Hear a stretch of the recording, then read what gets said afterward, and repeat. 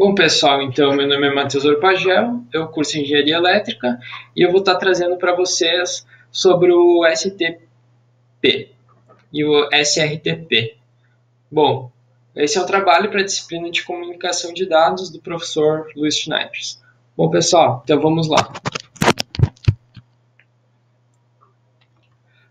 O padrão 802.1d, ele vem do STP ou do SRTP, quer dizer, Spanning Tree Protocol, e ele foi projetado em uma época em que a recuperação da conectividade após uma interrupção dentro de um minuto era considerada um desempenho adequado, porém hoje ele não é mais adequado. Com o advento do switching de camada 3 em ambientes WLAN, as conexões agora elas competem às soluções roteadas em que um protocolo como o OSPF, que quer dizer abrir primeiro o caminho menor, e EIGRP, protocolo avanço de roteamento de gateway interno, eles podem fornecer um caminho alternativo em menos tempo. A Cisco ela aprimorou a especificação 802.1d e ela aplicou recursos como Uplink Fast, Backbone Fast e Port Fast para acelerar o tempo de convergência de uma rede com a ponte. A desvantagem é que esses mecanismos são próprios da Cisco, então eles precisam de uma configuração adicional.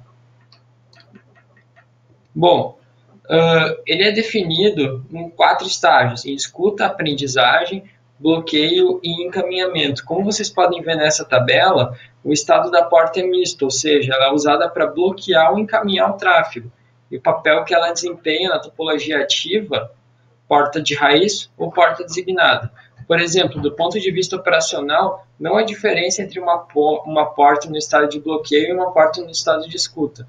Ambas descartam quadros e não apresentam endereços MAC. A diferença está na função da árvore de abrangência que atribui cada porta. Como vocês podem ver, há apenas 3 estados de porta remanescentes no RSTP, que concorrem aos estados operacionais possíveis. São os estados desativado, bloqueio ou escuta, que eles foram mesclados em um único estado de descarte da 802.1w.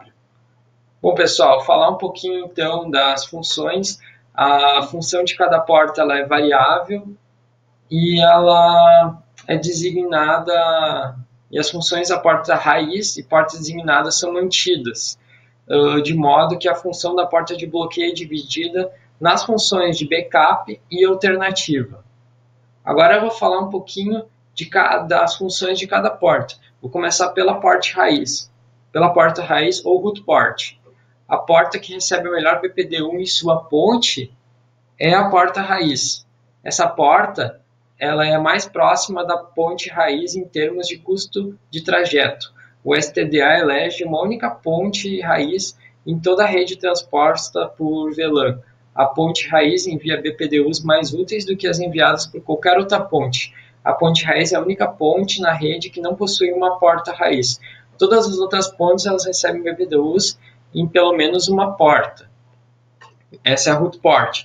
Próxima porta é a designated port, ou porta designada.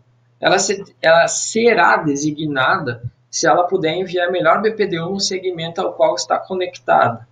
As pontes 802.1d elas se conectam em segmentos diferentes entre si, como segmentos Ethernet, para criar um domínio transposto. Em determinados segmentos só pode haver um caminho na direção da ponte raiz.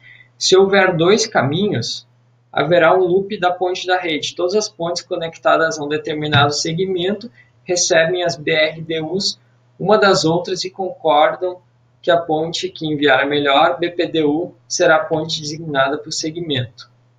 Bom, as próximas portas são as portas alternativa e de backup. Primeiro vamos falar da porta alternativa.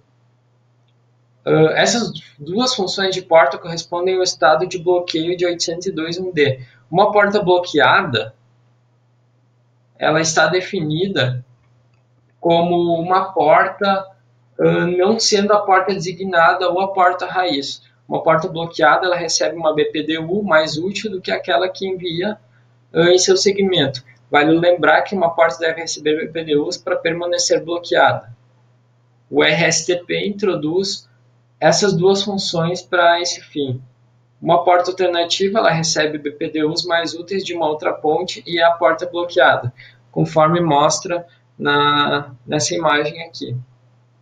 Bom, vamos para a porta backup. A porta backup, ela recebe BPDUs mais úteis da mesma ponte e ela é uma porta bloqueada, conforme mostra a próxima figura. Essa distinção ela já foi feita internamente dentro do 802.1d. Essa é essencialmente a função uplink fast da Cisco. O argumento que sustenta isso é que ela é uma porta alternativa e ela fornece um caminho alternativo para uma nova ponte raiz e pode, portanto, substituir a porta raiz, caso ela falhe. Por isso, ela é uma porta backup, porque ela pode substituir a porta raiz. Claro que uma porta de backup fornece conectividade redundante ao mesmo tempo e não pode garantir uma conectividade alternativa à ponte raiz, portanto ela foi excluída do grupo uplink. Com o resultado disso, o RSTP calcula a topologia final da árvore de abrangência usando exatamente os mesmos critérios de 802.1d, caso não há absolutamente nenhuma alteração na forma de utilização das diferentes prioridades de ponte e porta.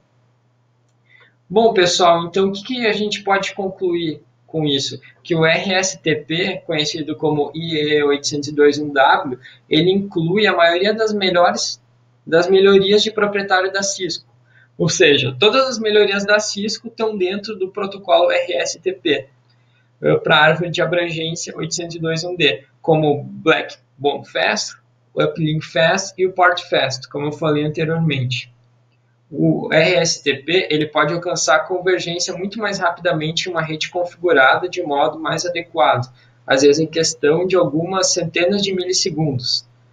Os temporizadores clássicos 802.1d, como de retardo de encaminhamento e MaxEdge, são utilizados somente como backup, não devem ser necessariamente casos de link ponto a ponto e portas de extremidade sejam prontamente identificados e configurados pelo administrador.